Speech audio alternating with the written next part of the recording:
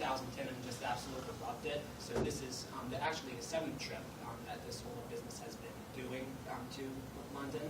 And the background picture there is just the Houses of Parliament and Big Ben. To begin, the United Kingdom was created on May 1st, 1707, and it's as Great Britain. It became the United Kingdom in 1800, on January 1st, 1800.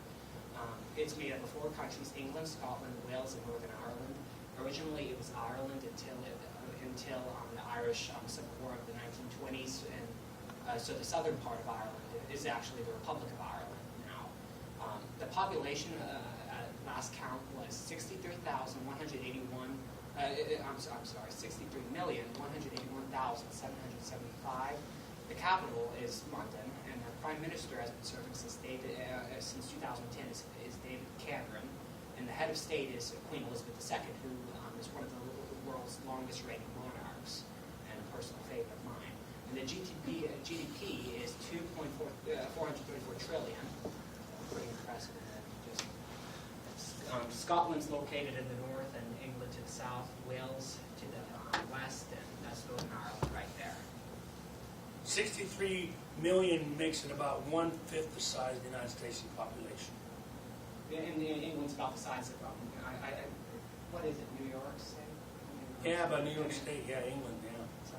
And London has a history reaching back to the times of Julius Caesar, actually. Founded by the Romans around 43 BC, Latin name London. It was about 350 acres for a time.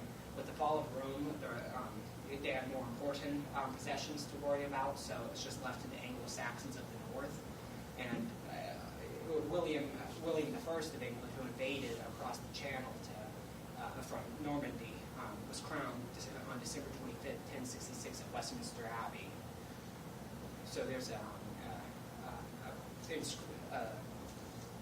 painting of London from about, I would say, 1600. In the background for this picture is a barrage glimpse from the Second World War. London, by the year 1660, had been invaded many times by the French, the Swedes over the centuries, and plagues ran rampant during the Middle Ages. The most famous plague occurred in 1665, and then the Great Fire of London occurred in 1666, which actually was a blessing in disguise. And then by 1776, London had recovered from those 2 disasters and seemed to many to be the capital of the British Empire and the world. And then once again during the 1940s, London was under the threat of invasion, as was the whole country by the Third Reich. And it saw extensive bombings by the Luftwaffe of Hermann Göring. However, British morale stayed strong, and Hitler had to cancel indefinitely Operation Sea Lion, which was the invasion of Britain. And then this is a few of my top 5 favorite things to see: changing the guard outside of Buckingham Palace. It happens every day from 11:30 a.m. It's just very a great thing to see. Big crowds around them. Dr. Logan out there, he gets squeezed like sardines. It's every other day in the wintertime we're there, I think, every other day. In the summertime it's every day, but every other day. And you have to get there early. You have to get there like 10:30, right, Dr. Logan? And it's crowded. But it's cool to see. Pushing around there. I remember an Asian woman pushed me, but my 4th site to see is the British Museum. This is a great showcase of what the British Empire pillaged from the rest of Europe and the world. It's once great possessions. Right there is the Rosetta Stone, which was recovered in the 1790s by Napoleon and eventually made its way to England. And it's an early system of phonics. I hear more about the museum than the Rosetta Stone.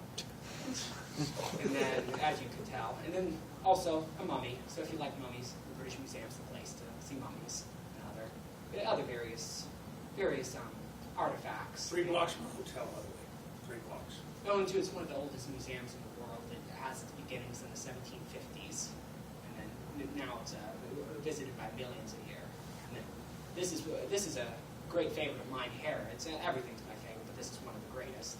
You have a massive department store. It could double as a palace, basically, in size, and a few sites to see. And it's rather small, but the owner of Harrods was Muhammad Al Fayed, daughter, the husband, the father of Muhammad Al Fayed, Dodi Fayed, who was killed in the car crash in Paris, which eventually killed Diana a few hours later. There's a memorial to them there. And then another memorial, it's called Innocent Victims, and it's a large statue of Diana and Dodi. And Muhammad Al Fayed thought the royal family had murdered them, as many conspiracies have said, but of course nothing has been proven. It's no longer owned by the Fayed family. And then view of the inside part, an Egyptian. Also, another one, a favorite inside a favorite, the food in the area, very extensive. Food court on steroids.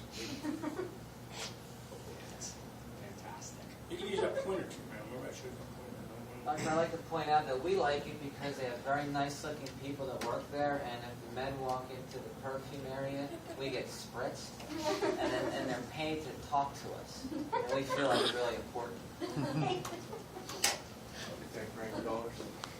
Is this like the middle one? The middle one and the lower three. You don't have to stay very long. I can just go. The middle one and the lower three. Okay. Yeah. Westminster Abbey is another must-see destination. My dad saw it the first time there, went with me, and it dates from. There actually has been a church on that site since about the 900s, but the church in its current state dates from the reign of Henry III in the 1250s. He rebuilt it as a shrine to his distant predecessor, Edward the Confessor. It's pictured there. There's Big Ben at the London Eye. Westminster Abbey has been the coronation spot of the monarch since 1066, and it has been the scene of many royal weddings and burials. Who's the people buried in there? Are you going to tell us? The coronation chair right there, you can see that at Westminster Abbey. It has been the coronation chair since about 1308,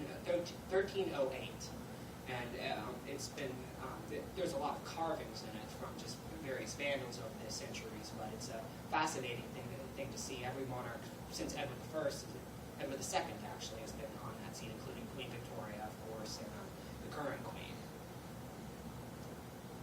This is a fascinating lady right here. This is the effigy of Queen Elizabeth I, the Virgin Queen. She's buried there as well. She's been in her current spot since 1603, and underneath her actually lies, in a different vault, her sister Mary I. They never got along, and Mary was known as Bloody Mary, and she was basically the ugly sister, who was jealous of her younger, more popular sister. And so when Mary died, there was a lot of rejoicing, and she took the throne. But then in 1603, when James I, the son of Queen Elizabeth's cousin, Mary Queen of Scots, who she had beheaded, came to London. He had her buried on top of her sister as kind of an irony of sorts, so because they hated each other. The effigies of Henry VII and Elizabeth of York, he's just the parent of they're the parents of Henry VIII, and they're also there in a splendid chapel. And then just basically the views themselves, it's a beautiful architecture. All of that dates from the 1250s. Costs a few pounds to go there. Just about £7 is worth it. And a lot of famous people, like Poets Corner. Yeah, Poets Corner is there. There's a lot of memorials, and some are buried there of various famous poets, both of the British Empire and also American. Chaucer's buried there. Sir Newton buried there? No, just just a memorial, I believe. And then Shakespeare at the memorial there, but he's not buried there. It's a cluttered place filled with various royalty. In addition to Elizabeth I, such as George II, Mary Queen of Scots, Edward the Confessor is buried there. He's a saint in the English Church.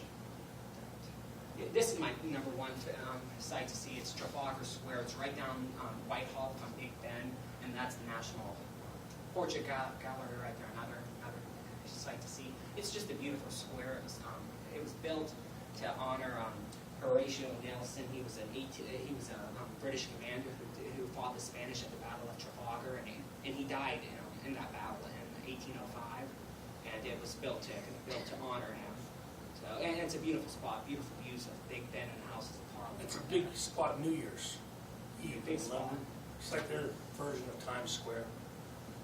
It's not commercialized. And the National Archives is a place on my list I never went to before. Randall dragged me in there, and it has a lot of good art, and it's free. I like the price. It's free. It's good.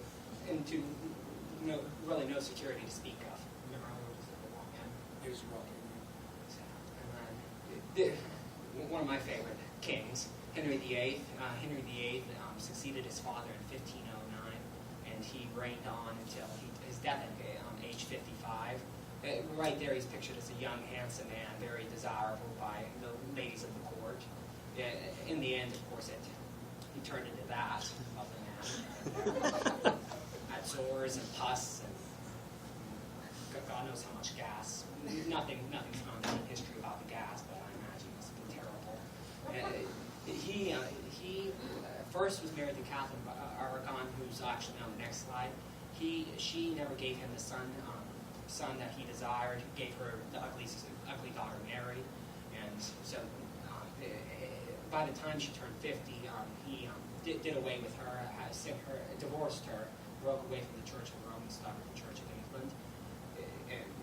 I think the divorce was finalized in 1532, and then he married Anne Boleyn, the mother of Queen Elizabeth I, and then she never gave him a son. So she died most likely of poison. Some would say poisoning. Anne Boleyn lost her head at the Tower of London. Jane Seymour finally gave him the son that he always desired, and she died shortly afterwards due to complications from childbirth. And then the next one, Anne of Cleves. Right here, she looks all right, fairly attractive. This painting was presented to him as kind of they had never met, and he wanted to remarry, and this painting was presented to him, and he thought her very lovely there, so he sent for her, and then when she came, he thought she was the ugliest thing he ever laid eyes upon, but ended up having to marry her, and then they divorced 6 months later, and she smelled apparently, and so it was good for everybody, even though he smelled too.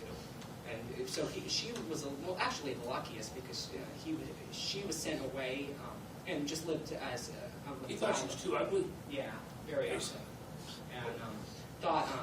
And so she was given the title of King's Sister, which was kind of an affectionate title. She was afforded various homes and manors where she lived out the rest of her lives, actually being the oldest one of his wives to die at age 55. The other ones weren't so lucky.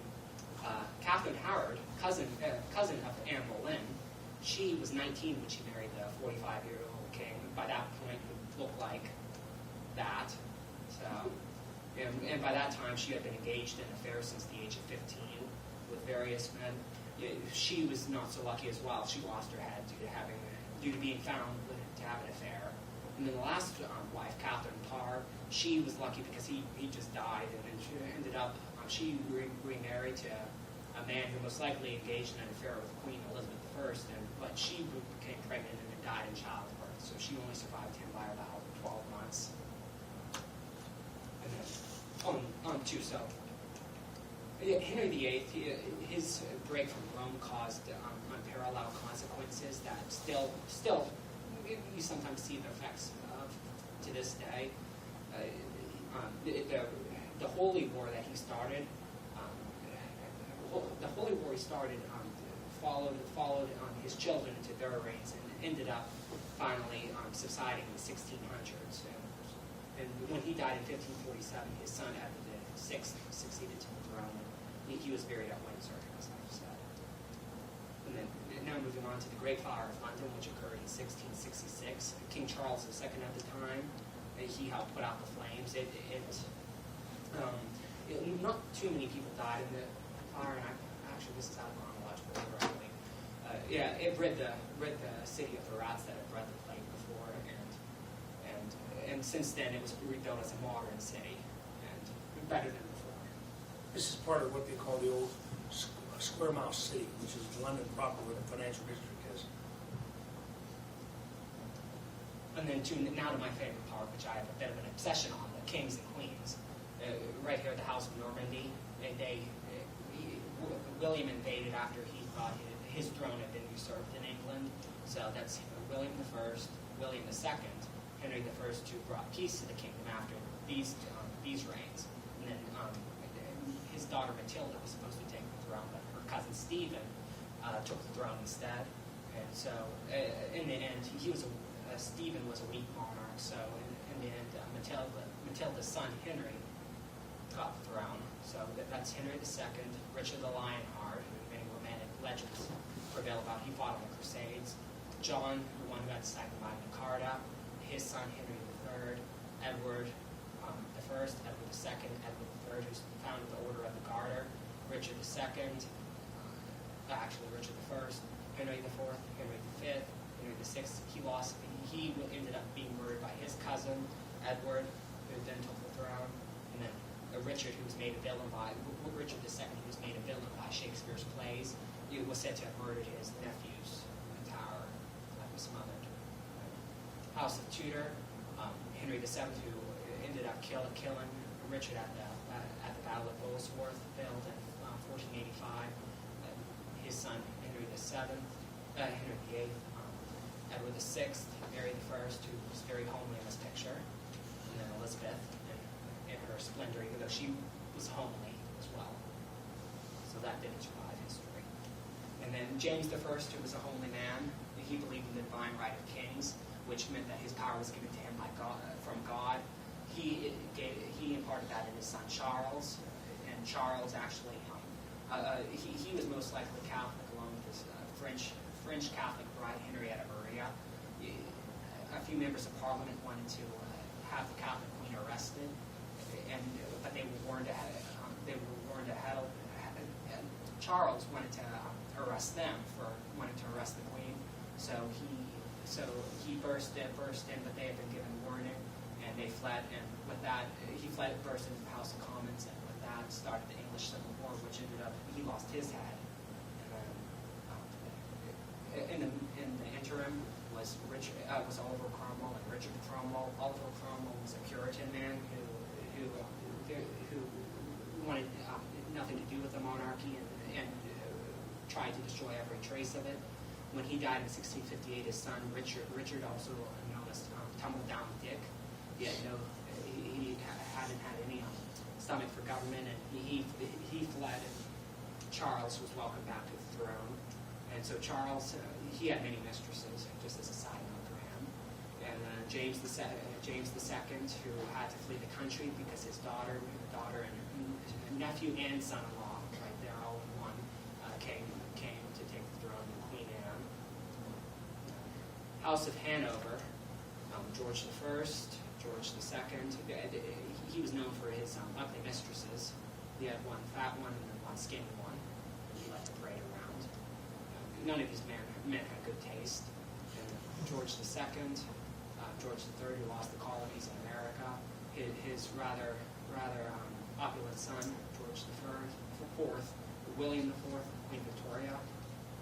House of Saxe-Coburg-Gotha, that's Edward VII. He was the oldest son of Queen Victoria and Prince Albert. He finally succeeded to the throne after 59 years of waiting, the longest up to that point. He was known as a pleasure-loving king. His reign offered a 10-year kind of party of sorts, which then ended with the First World War in Europe breaking out in 1914. At the House of Windsor, King George V, he changed the name of the royal house due to anti-German sentiment. When he died in 1936, the throne was left to his oldest son, Edward VIII, who after having many affairs over the years, fell in love with the twice divorcee Wallace Simpson, who he ended up giving up the throne to marry. So he's been known as the only king in history to give up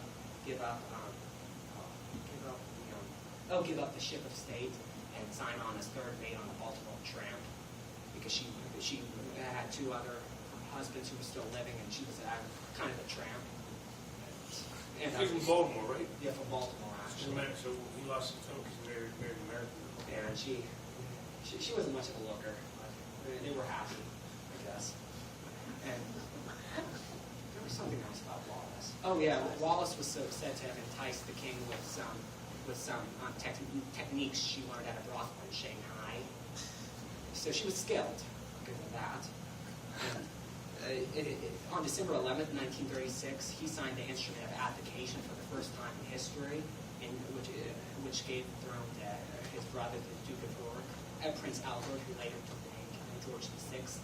And he was much like his father, George V, and he led Great Britain through World War II, and he ended up dying at age 56 in 1952, leaving the throne to his very capable daughter, Lilibet, and that was her child nickname, Elizabeth II. And so that is where it is to the present day. Churchill, with his typical cigar, right there, looking very happy. He's one of the most famous prime ministers in British history. He served from May 1940 the same month as the fall of France to July 1945, and then for a second time from October 26, 1951 to April 7, 1955. He was a very capable man, very, very smart. He loved his alcohol, and when he befriended Roosevelt during the war, Roosevelt dreaded his visits to the White House because Winston always got his ideas in the middle of the night, and he used to wake him up and discuss. And so by the time Churchill left, Roosevelt needed to take more than one nap during the middle of the day. Churchill was given the honor of a state funeral, the first since the Duke of Wellington defeated Napoleon at the Battle of Waterloo.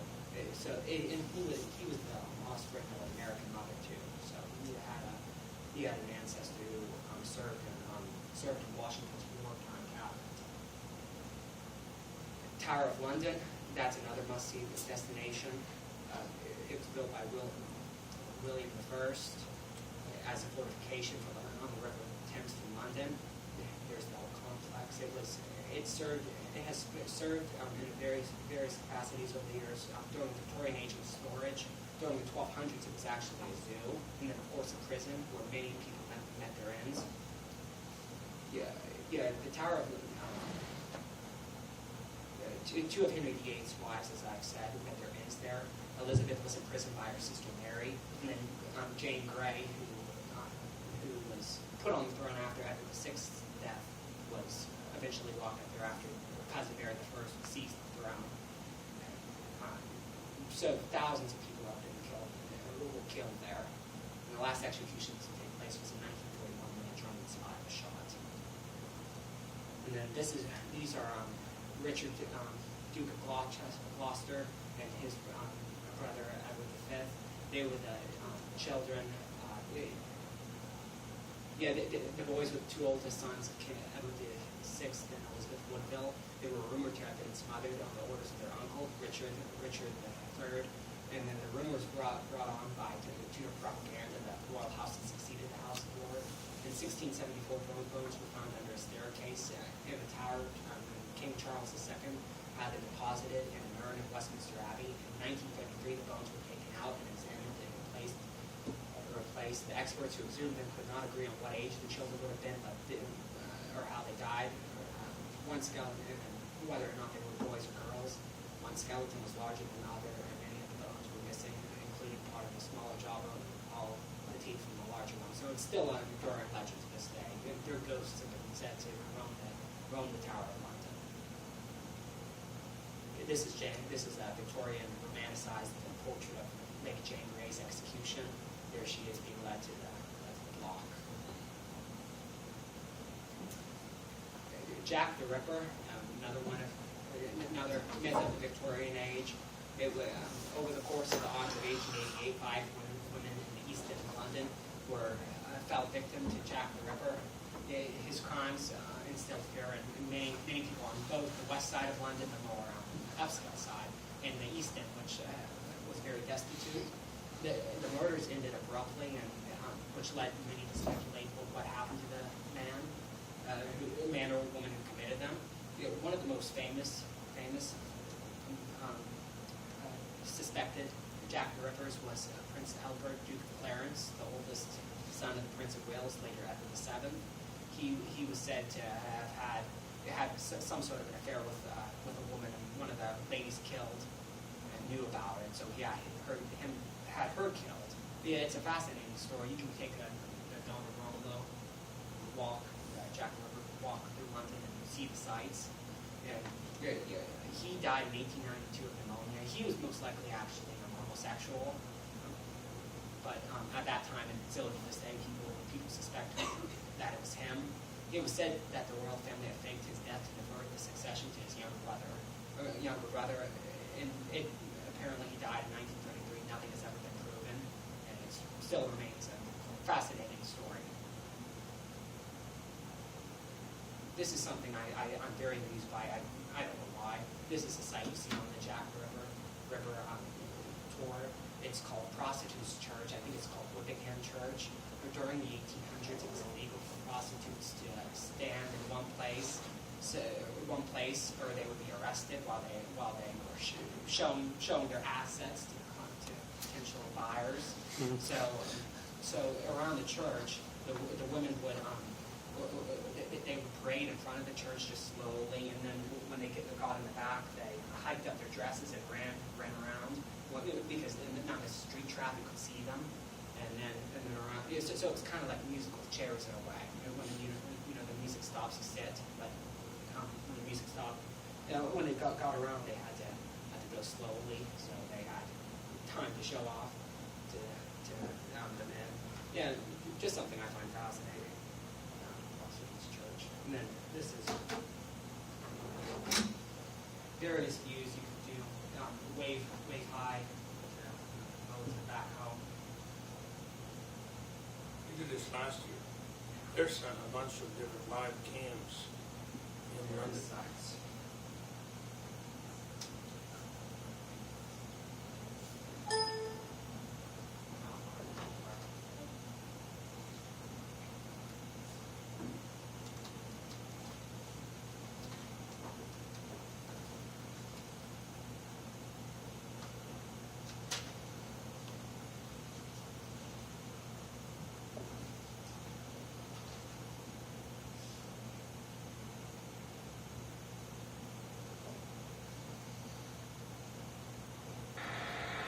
This is a live view from the Abbey Road, the Beatles. I don't know that song is called Abbey Road.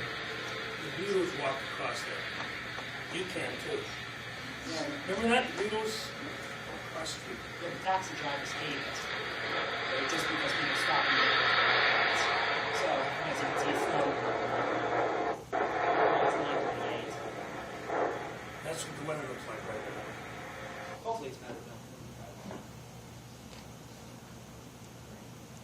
Should I show another one? Sure. Leicester Square. It's just a word. Find out.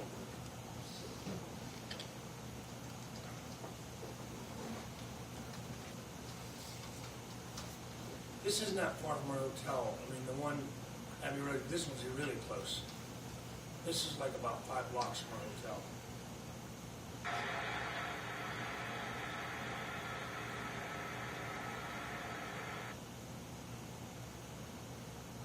Five years big fan.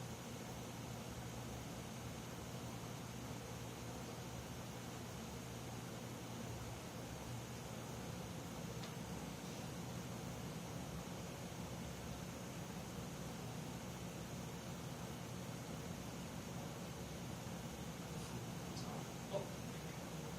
The camera's just at the park itself. If it was over slightly, you would see the crowds. Oh. What was the one view we had before you even did? It was like a view of, Big Ben. oh no, before that, there was a view, it looked like it was Leicester Square. You had it. What was it? You first got in this.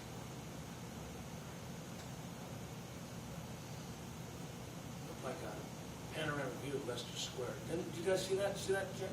Remember when you went to Earth.com? Yeah. Oh, that was Times Square. Oh, was that Times Square? Okay. Oh, there you go. Not many people there right now, which is kind of funny actually, but that's just a view. Typically it's crowded. Leicester Isn't Square. that where Randall last year got a picture of you and Yes. Randall It's a restaurant district, entertainment, theater is happening. Doesn't look like it's happening there, but it is happening. Yeah, that nacho place is actually Yeah. right on the Doc other Logan and I side. have a favorite Mexican restaurant there, right by the feet. Yeah, so there's various views you can say hi to family.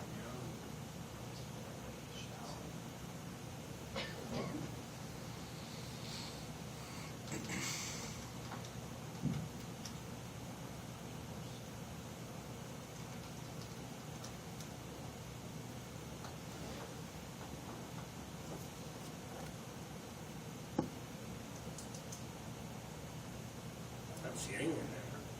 That's usually a busy bus thing. Maybe the I think it's just cold today. weather's Yeah, bad. yeah, something like that. And I would walk with that. There's also a good bicycle. Yes, so there's various views you can see.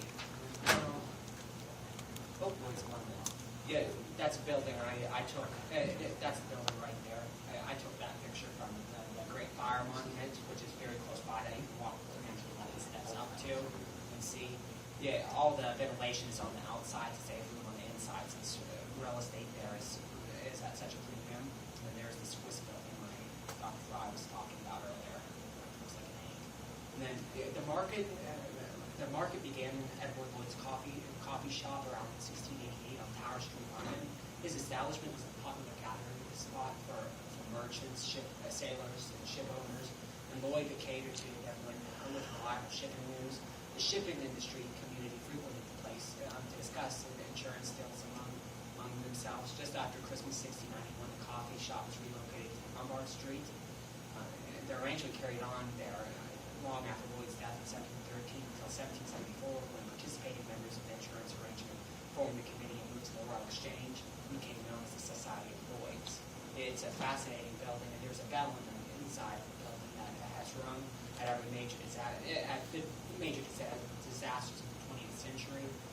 One among them being the sinking of the RMS Titanic in the middle of the Atlantic, and 9/11 as well. And then, so just to sum up, basically, I've loved London, and I was there 4 years ago, 3 years ago. It's just a marvelous city filled with tons of history all around. So, just have fun and also to frequent the pubs. And I was only 14 when I was there, but I was able. Dr. Frog was kind enough to let me stay up past my typical bedtime, and I saw. Honestly, it's still riveting when I think about it. I saw a man fight, and man get punched, and then the man who punched him bought him on a glass of whiskey after that, and then I saw a man arrested. A Danish woman came up to me and started talking very quickly while she, her breath actually smelled like whiskey as well. And it was trying to think of what else. And we had to remove you the one night because there was too many cops coming in. Oh yeah, it was really exciting, especially for somebody who on any other normal night of the year would be, just going to bed at 9 o'clock and 9:30 for 8th grade. So it was definitely exciting. So, What questions do you have, yeah. guys? Any questions? Any Monarch questions? Say here, I'll say. Who's the queen right now? How old is she? Queen Elizabeth II. She's 86 years old. Her birthday is April 21st, 1926. She has been ruling since February 6, 1952, when she found out the news in Canada that her father was found dead at Sandringham in Norfolk. Is she the longest reigning monarch? Or? Her great-great-grandmother, Queen Victoria, she had reigned slightly longer, 63 years. 63 years, and I think perhaps maybe 9 months when Queen Victoria was dead, died in 1901. Do you think Queen Elizabeth, Queen Victoria, the most famous queens, or do you think the present queen is? Who's the most? I think the present queen is. I like the present queen more. Yeah, Queen Victoria to me, although she was very grand and she did a lot. After her husband Prince Albert died at Windsor, she became a bit of a recluse and a bit of a nut. She just was so lost without him that she was shrouded in black for the rest of her life. She was 42 when he died, and she lived on to be 81. She was queen for how many years? Yeah, for 63 years. Yeah, and they were married for 20 That was in the 1800s. But didn't they say that was the greatest period in the history of Great Yeah, Britain? the Victorian age. Victorian age. and all the opulence associated with that. And she was lost without him, and she shirked her duty. She remained at Balmoral in Scotland. There were royal families estate there, and also Windsor, earning her the nickname of the Widow of Windsor. And so to me, She's showed, depressing. yeah, too depressing. She often burst into tears. She probably antidepressants were solved. Queen Elizabeth, Queen Victoria relied on male favorites, one of them being John Brown, a Highland servant who was very kind to Prince Albert. And the last time they were at Balmoral, so she sent for him, and they became very good friends. And it was rumored in the press to actually have married. So a nickname that many of the opposition to the monarchy called her was Mrs. Brown. And he died in 1883, and she befriended another less suitable person, an Indian man from India, and started a friendship with him. And so to me, she shirked her duty. And Queen Elizabeth has been queen through the swinging 60s. And Kate and William would be queen. William would be king someday. Yeah, when his father, the current Prince of Wales, dies, he will succeed as King William III, or King William the Sixth, actually. King William. Their child will become the king of England. So the monarch lives on, even though they have a democracy with the parliament and the House of Commons. I think that position filled creates a government where a military dictatorship is almost impossible, because she is the head of state, and although she is a figurehead in many ways, she entertains foreign dignitaries, and she advises the prime minister legally the prime minister. Who has the final say in something? The prime minister of the government does, but I'm not sure if it's going to carry on with Prince Charles. She has been so instrumental in just the little things she does. The prime minister can sense her displeasure just by a little bit of a nod. Just like how in movies you see somebody who just gives a sour look, and you know that they don't like it. So that's what she's done. She's very well read. She has a red box to answer, filled with diplomatic papers each day, that she answers every day of the year except Christmas. So she's very much a working Will she woman. see us when we watch Windsor Castle on Saturday? Yeah, if the royal standard's flying on the round tower, possibly, but We've only seen her dogs. and of course that's her weekend, so the old girl probably has her feet up. Listening to Dr. Fry, I heard that you thought she walked in front of you and She did. I think it was one of her servants. Oh, yeah, the woman? I thought she walked in front of us one time, but it wasn't her. Possibly one of her ladies in waiting. Ladies in waiting. It was one of her ladies in waiting. it's like a double. Yeah, it's always possible. I've never heard of it. And what's the difference between the House of Lords and the House of Commons? The House of Lords is a peerage system. You actually have to have a lord or a lady. I think it's not legal as well. Lady in the name to be a member of it. Whereas with the House of Commons, it's the people's body. The closest thing that resembles our House of Representatives. So into the Queen actually, in her predecessors going back to 1649, have never stepped in foot in the House of Commons chamber, because the last King Charles I that I showed you, he was in there, and it's bad luck now because he lost his head because he tried to defeat the people's will. So and then and like I said, the House of Lords, that's where the Queen reads her opens the Parliament from. Yeah. She's the best. Any questions? Any year. He wants to go again. Can you imagine? So we give us some places to see. The British Museum is cool. I believe it's the oldest museum in the world. He says one of the oldest. And Dr. Whistler told me it is the oldest museum. It was the original museum that was first started. I seem to think of the might have been old. You lose her. Thank you very much, Randall. Thank you.